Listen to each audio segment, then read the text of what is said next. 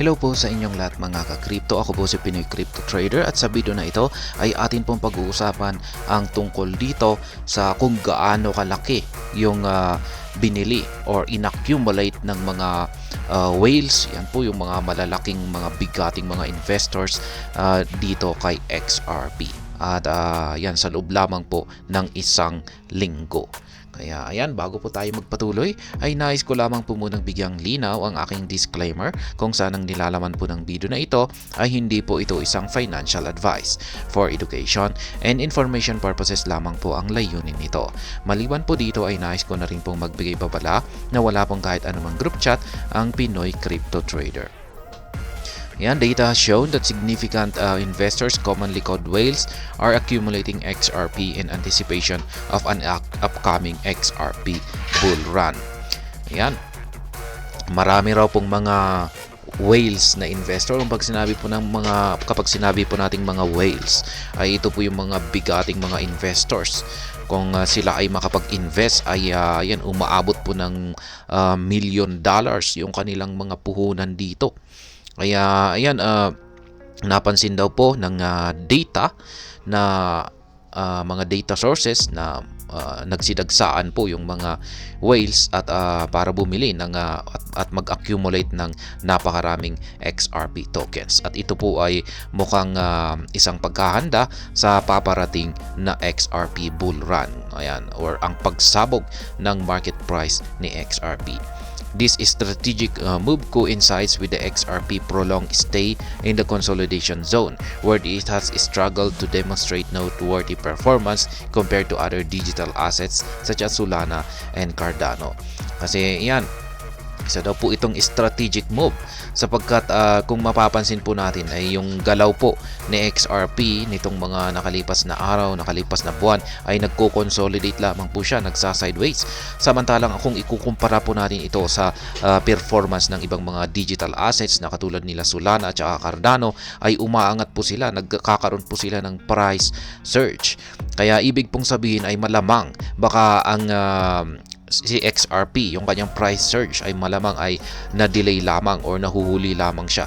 Parang delayed reaction. Kaya ngayon ay ito yung pinaghahandaan ng maraming mga malalaking investors.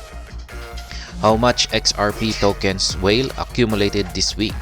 And in a recent tweet, the prominent market chartist Ali Martinez highlighted the significant amount of XRP token whales while accumulated over the past week.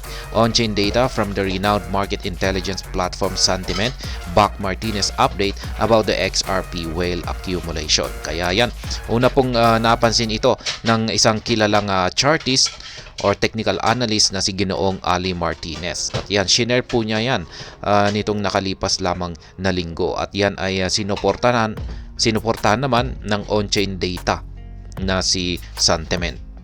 Yan.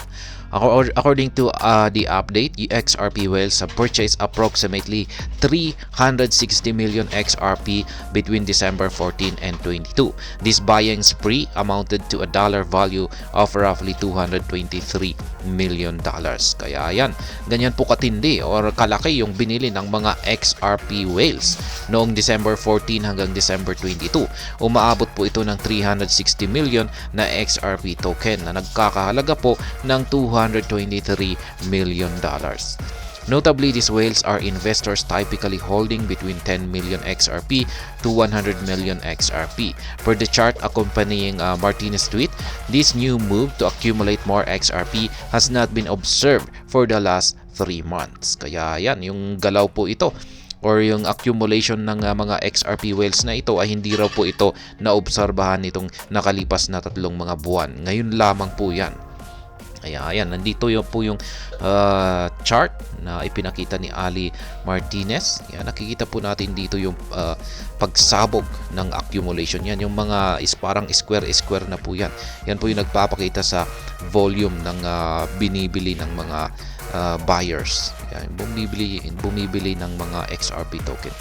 Previous whale activities in September, when XRP priced below the 0.5 threshold, the activities of these XRP whales contrasted with XRP's market performance. Meanwhile, as XRP experienced an upswing in the last days of October to mid-November, the actions of whales closely mirrored the cryptocurrency's performance. In particular, the number of wallets holding at least 10,000 XRP reached an all-time high of 277.62k addresses during the period.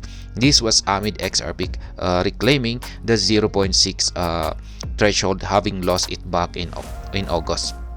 Yan naman po yung performance bilang ng mga wallets na may hold na mga at least 10,000 na XRP token. Besides, transaction involving XRP valued over $1 million during the period reached a new high not observed in the prior 3 months. Data from the market tracker revealed that the last days of October saw 255 whale transactions of this magnitude. Kaya yan, ang tindi po niyan ng mga aktibo na mga bigating investors, 225 po sila. Kaya ang tindi ng kanilang mga isinasagawang transactions. However, despite the brief upward trends in XRP observed earlier this month, the activities of these whales diminished. Specifically, whales' activities dropped to a low profile similar to when XRP traded at 0.5. This was between November 26 and December 14, when XRP later retracing to near the 0.6 level. Kaya yan, nagiging active na rin po yung mga whales kung nagbabago yung presyo ng market price ni XRP. Nonetheless, the XRP whales have resumed accumulating XRP over the last 7 days, suggesting a possible anticipation of the asset's next breakout. Kaya yan, tuloy-tuloy pa rin po yung pag-accumulate ng mga whales dito kay XRP. Kaya inaasahan po talaga nila na may nalalapit na pagsabog ang XRP, ang presyo ng XRP. Kaya ayan, hanggang dito na lamang po tayo sa video na ito. Sana po ay inyong nagustuhan ang aking paliwanag dito. Kung inyo po itong nagustuhan ay pakiclick lamang po ang like button nito.